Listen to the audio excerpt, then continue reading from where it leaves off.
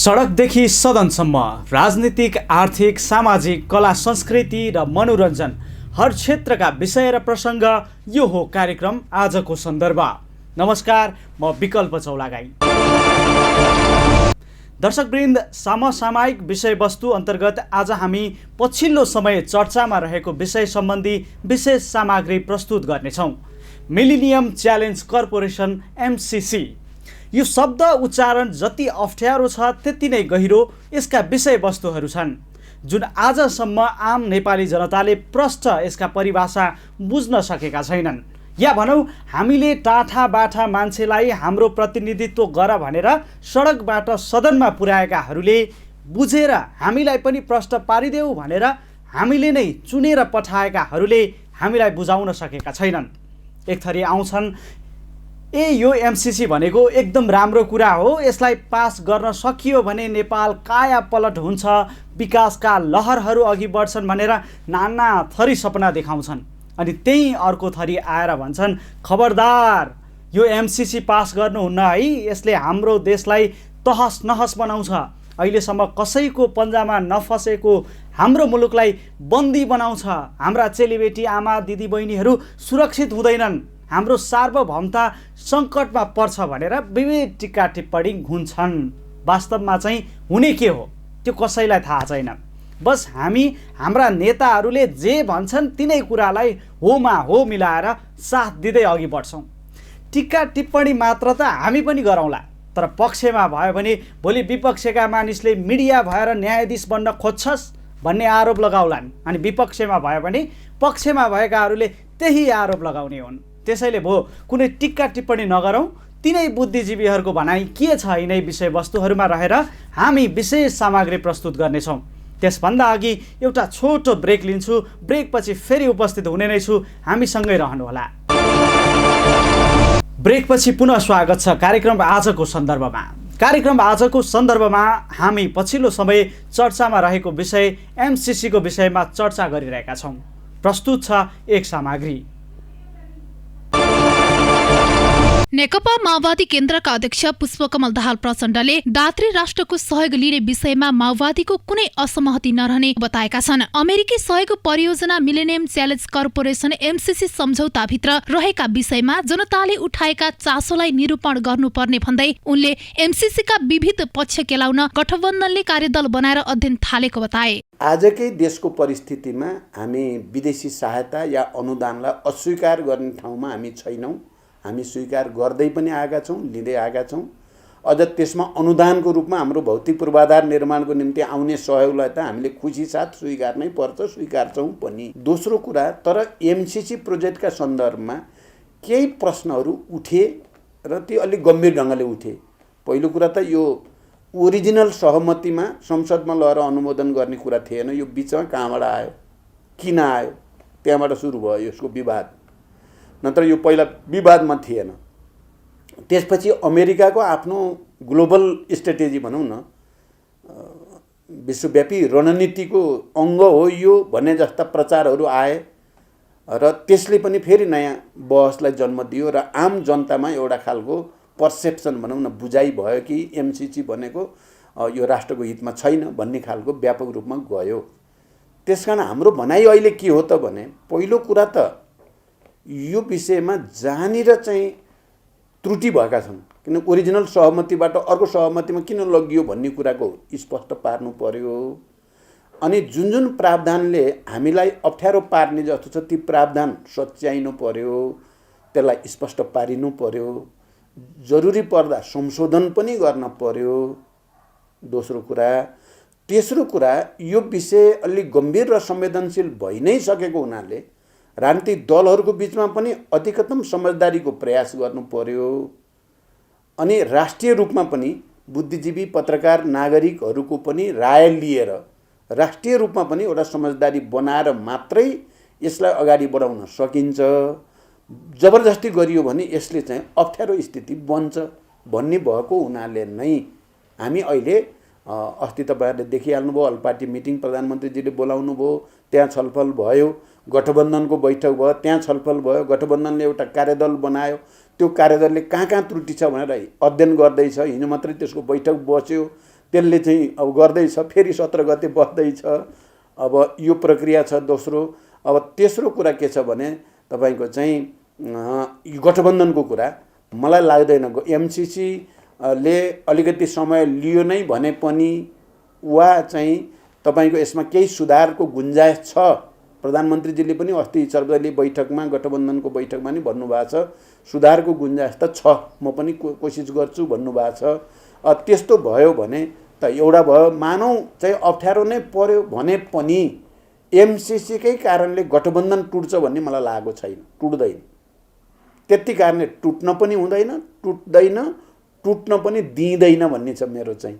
र तपाईँले देख्नुभयो अब हिजो मात्रै मेरो प्रधानमन्त्रीजीसँग कुरा भयो, अब यो बुद्धिजीवी नागरिकहरूको बैठक बस्ने कि भन्ने थियो। अब हाम्रो राष्ट्रिय सम्मेलनको चाप आइसक्यो भनेपछि हुन्छ तपाईँको सम्मेलनपछि गरौँ भनेर सहज ढङ्गले उहाँले सहयोगी रुख देखाउनु भयो। भन्दाखेरि उहाँ पनि यो विषयलाई प्रधानमन्त्रीजीले पनि बुझ्नुभएको छ र अनावश्यक रूपले चाहिँ प्रेसर आउँछ भन्ने मलाई लाग्दैन। यता नेकपा एमालेका नेता डाक्टर भीम रावलले एमसिसी संसदबाट पारित भए देशमा समानान्तर सरकार बन्न सक्ने खतरा देखिएको बताएका छन्। एमसिसीको विरोधमा बलियो शंका आवाज उठाउनु पर्ने बताउँदै उनले संसदबाट यो पारित भए मुलुकमा समानान्तर सरकारको खतरा रहेको बताएका हुन्। प्रधानमन्त्री शेरबहादुर देउवालाई उद्धृत गर्दै डाक्टर रावलले संविधानमै लेखिएको सम्झौता पढेर सुनाए। म पढेर सुनाउन चाहन्छु, यो विशेष गरी शेरबहादुर देउवाजीको लागि पढेको म पढेर सुनाउन चाहन्छु। एमसिसी वित्तीय व्यवस्थाको उपयोग वा प्रस्तुत सम्झौताको निरन्तर कार्यान्वयन वा कार्यक्रमले वर्तमान वा भविष्यमा लागू हुने प्रचलित कानुन वा संयुक्त राज्य अमेरिकाको सरकारको नीतिको उल्लङ्घन गरेमा। के भने हो? आजको कानुन त हाम्रो पूर्व मुख्य सचिव यहाँ पढ्नु बस्नु भएको छ, म उहाँलाई त चुनौती दिन्न। उहाँले अमेरिकाका वर्तमान कानुन कति पढ्नु भएको छ म उहाँलाई भन्दिनँ। अरूले कसले पढ्नु भएको छ म गर्नुहोस् मनमा। मैले त सबै कानुन पढाएको छैन, इमान्दारीका साथ भन्छु। चाहिने जति यो एमसिसीको कानुन पढाएको छु, अरू केही अमेरिकाको रक्षा मन्त्रालय, परराष्ट्र मन्त्रालयले अहिलेको यो खास गरी विश्वव्यापी सुरक्षासँग सम्बन्धित त मैले पढाएको छु, तर अमेरिकाको सबै कानुन मैले पढाएको छैन।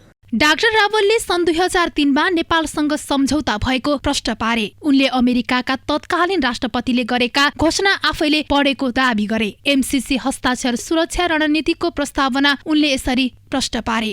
एमसिसी को यो हस्ताक्षर सुरक्षा रणनीतिको प्रस्तावनाको उल्लेख गरेको छु मैले सन् 2003मा। यो कतिपय मान्छेहरू भन्छन् यो एमसिसी कहाँ अहिले 2018मा यो हिन्द प्रशान्त रणनीति आएर गरे हो नि। मैले 2003 को तत्कालीन अमेरिकी राष्ट्रपतिले गरेको घोषणा रक्षा मन्त्रालयको प्रतिवेदन पढाएको छु। र त्यो के छ? मिलेनियम च्यालेन्ज एक्ट बनेको र 2004 देखि कार्यान्वयन गरिएको अमेरिकाको राष्ट्रिय सुरक्षा हित साधनलाई महत्त्वका साथ लिएको छ। यसमा नेपालमा एमसिसीको नेतृत्वमा मैले 2014मा नेपालको आर्थिक वृद्धिको चिरफा नेपाल ग्रोथ डायग्नोस्टिक भन्ने प्रतिवेदन तयार गरेको छ। आजकल कोही एमसिसीका दलालहरू भन्छन् यो त कहाँ नेपालले छानेको योजना हो। म उहाँहरूलाई यहीँबाट चुनौती दिन्छु, त्यो नेपाल ग्रोथ डायग्नोस्टिक भन्ने प्रतिवेदन पढ्नुहोस्। एमसिसीका अधिकारीहरूले कसरी नेपालका कर्मचारीलाई डिक्टेट गरेको छ, कसरी त्यहाँ उनीहरूले चाहिँ यो योजना बनायो भनेर त्यहाँ भनेको छ, कसरी पैसा त्यहाँ लागु गरेको छ। होइन, सरकारमा बसेर प्रतिवेदन नपढ्ने यस्तालाई जाहिर खाने अधिकार छ। त्यहाँ हेर्नुहोस्, त्यो छ। त्यसपछि ग्रोथ डायग्नोस्टिक अनुसार आयोजना तयार गरिएको जनवरी 2012 अर्थात् मार्च 2028मा डाक्टर बाबुराम भट्टराई, अब यहाँ माओवादी पूर्व माओवादीको कुरा आएको थियो, डाक्टर बाबुराम भट्टराईलाई कसरी त्यो देशमा क्रान्ति गर्ने पार्टीको नेता बनाउनु भएछ, मलाई यो देखेपछि अचम्म लाग्यो। उहाँ आज पनि के भन्दै हुनुहुन्छ भने यो सम्झौता पारित हुनैपर्छ। सुरु गरे पनि बाबुराम भट्टराई हो। याद गर्नुहोस्, तपाईँहरू सम्झनुहोस् राम्ररी है। अनि त्यसपछि पत्राचार, औपचारिक रूपमा पहिलो पत्राचार गर्ने व्यक्ति डाक्टर बाबुराम भट्टराई। उनले अमेरिकाबाट प्राप्त हुने भनिएको अनुदान नेपालले सबै उपभोग गर्न नपाउने भनी सम्झौतामा उल्लेख गरिएको प्रश्न पारे। कुल रकम मध्येको 36 देखि 37% खर्च गर्न सक्ने प्रावधान रहेको रावलले बताए। अब त्यस्तै एमसिसीबाट प्राप्त हुने 50 करोड डलरको कुरा जुन गरेको छ नि, अब यो सबै रकमको जुन ब्रेकडाउन छ सबै विस्तृत, अब यो तपाईँहरूलाई यहाँ व्याख्या गर्ने मलाई समय छैन। तर म यति मात्रै संक्षेपमा भन्छु, यसको लगभग 36-37% मात्रै वास्तविक परियोजनामा खर्च होला। अहिले 5 तारे होटलमा एक एन्ड यतिमासको कार्यालय छ। अनि म प्रश्न गर्न चाहन्छु, यो नेपाल सरकारको कार्यालय भन्ने महोदयहरू, नेपाल सरकारको कार्यालय भनेको एक एन्ड यति होटल हो कि सिंहदरबार? र त्यहाँ यति धेरै नेपाली तपाईँ हाम्रो राजस्वको खर्च गरिएको छ कि मैले त्यसैले भनेको छु नेपाली देशभक्त जनताले यो राष्ट्र जोगाउने हो भने सशक्त आन्दोलन गर्नुपर्छ। म त्यसैले भनिरहेको छु। यसै गरी डाक्टर रावलले नेपालको सार्वभौमता, संविधान र कानून विपरीतका प्रावधान समेत सम्झौतामा उल्लेख गरिएको बताए। उक्त सम्झौता सन् 2014मा नेपाली कांग्रेसका तत्कालीन अर्थमन्त्री ज्ञानेन्द्र बहादुर कार्की र एमसीसीका कार्यकारी अधिकृत बीच भएको जानकारी दिए। नेपालको कानून, हित, स्वाधीनता र सार्वभौमता, समानता विपरीतका प्रावधानहरू हेर्नुहोस्। अब यो प्रावधानहरू यति धेरै छन् तपाईँहरूलाई सम्झाउनु पनि गाह्रो, मलाई 25 मिनटमा भन्न पनि गाह्रो। तर म एकदमै छिटो जान्छु। सेप्टेम्बर 14, 2017मा नेपाली कांग्रेसका अर्थमन्त्री ज्ञानेन्द्र बहादुर कार्की र एमसीसीका कामु प्रमुख कार्यकारी अधिकृत जोनाथन जी नासद्वारा वासिङटनमा हस्ताक्षर गरियो होइन। अब यो त्यहाँ हस्ताक्षर गरियो। ल तपाईँहरू भन्नुहोस्, यहाँ पूर्व मुख्य सचिव यहाँ हुनुहुन्छ, म पनि राज्यका विभिन्न निकायमा बसेकै मान्छे हुँ। म नेकपा एमालेको विदेश विभागमा सबभन्दा लामो समय काम गर्ने मान्छे मै हुँ, सचिवदेखि सदस्यसम्म। युएन जनरल एसेम्ब्लीमा सम्बोधन गर्नेदेखि लिएर अन्तर्राष्ट्रिय क्षेत्रमा धेरै काम गरेको छु। अनि एउटा मन्त्रीले त्यो काम कर्मचारीसँग हस्ताक्षर गर्छ अनि यस्ता नालायक मान्छेलाई देश चलाउने अधिकार छ? राष्ट्रको गरिमा, राष्ट्रको कूटनीतिक मर्यादा त्यहीबाट सुरु हुन्छ। यो सम्झौता असमान हो भन्ने कुरा त्यहीबाट सुरु हुन्छ।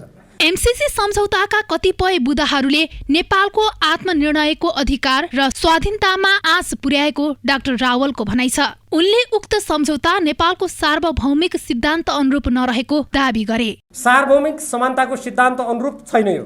कतिपय प्रावधानहरूले नेपालको आत्मनिर्णयको अधिकार र स्वाधीनतामा आँच पुर्याएको छ।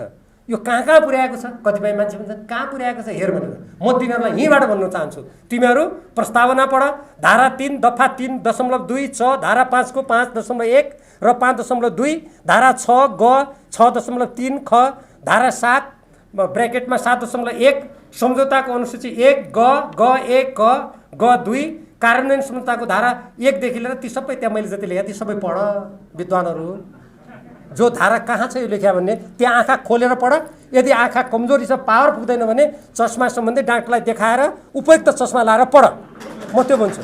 एमसीसी पक्षका नेताहरूले यो सम्झौता केवल 5 वर्षका लागि भनेर जनताको आँखामा छारो हाल्न खोजेको डाक्टर रावलको आरोप छ। उनले जनतालाई झुक्क्याउन खोज्ने बुद्धिजीवीहरूलाई कानूनमा लेखिएका सम्पूर्ण बुदाहरू ध्यान दिएर पढ्न आग्रह गरे।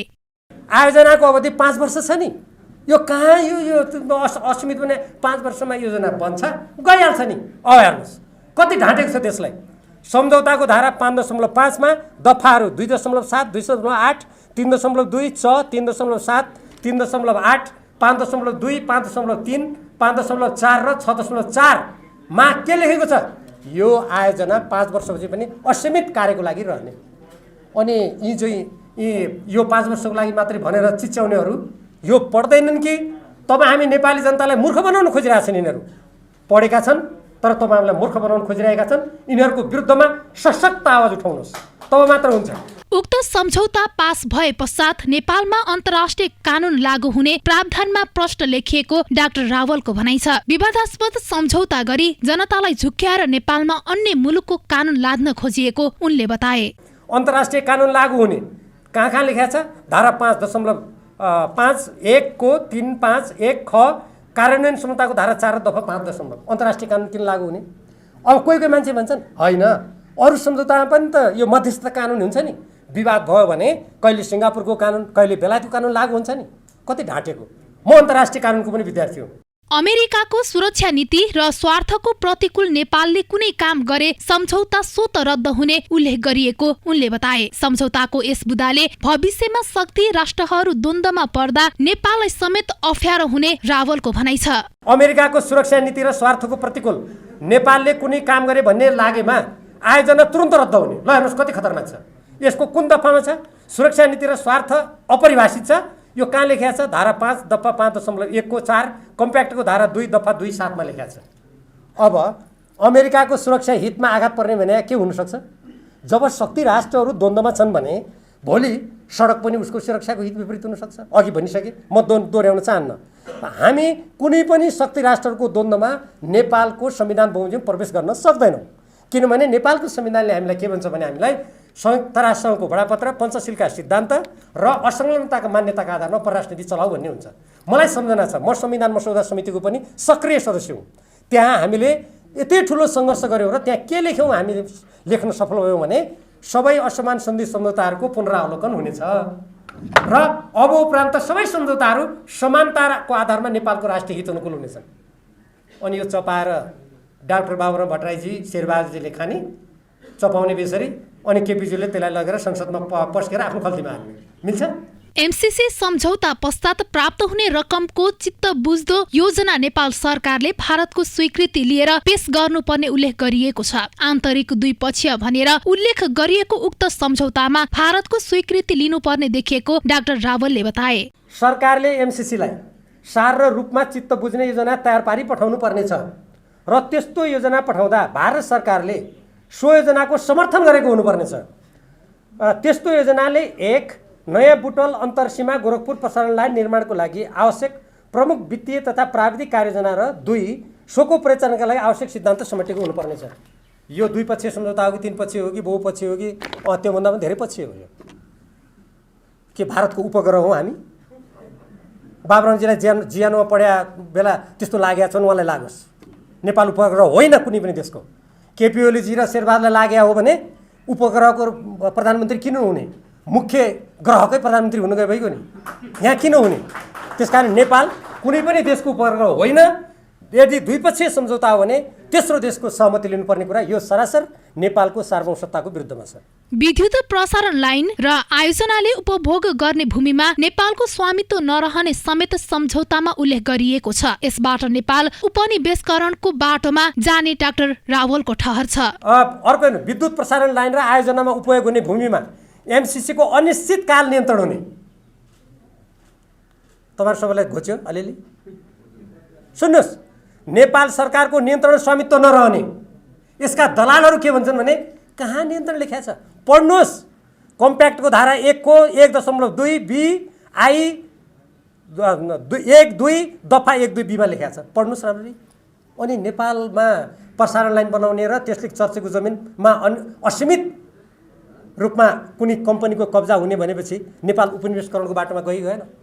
म तपाईहरुलाई सोध्छु यहीँबाट प्रश्न, तपाईहरु स्वाधीन र स्वतन्त्र नेपालका नागरिक भएर बाँच्न चाहनुहुन्छ कि उपनिवेशीकरण भएको नेपालको नागरिक भएर बाँच्न चाहनुहुन्छ? ल भन्नुहोस् त। सम्झौता पश्चात नेपालले आफ्ना असीमित अधिकार एमसीसीलाई दिने बुदामा प्रश्न पारेको छ। कुनै पनि सार्वभौम राज्यले आफ्नो देशको असीमित अधिकार अन्य मुलुकलाई दिनु खतरा रहेको डाक्टर रावलले बताएका छन्। सरकारले कुनै नीति निर्देशन दिन र अनुगमन समेत गर्न नपाउने, नेपालको कानुनमा त्यस्तो गर्न पाउने व्यवस्था छैन। एमसीसी अमेरिकाको नियन्त्रण र निर्देशनमा चल्ने। एमसीसीले नेपाल सरकारलाई समेत सुझाव सल्लाह दिएर त्यसलाई नेपालले मान्नै पर्ने। एमसीसीका योजनाहरूमा नेपालले कुनै प्रकारका अनुगमन तथा हस्तक्षेप गर्न नपाइने उल्लेख गरिएको छ। नेपालको संविधानले समेत यस्ता कुरालाई स्वीकृत नदिएको मुलुकमा एमसीसीलाई पास गर्न नहुने उनको ठहर छ। हवस् त, कार्यक्रम आजको सन्दर्भ आजलाई यति नै। कार्यक्रमको अर्को श्रृङ्खलामा फेरि भेट हुने नै छ। आजलाई भने सम्पूर्ण युनिटको साथमा म विकल्प चौलागाई पनि बिदा हुन्छु। नमस्कार।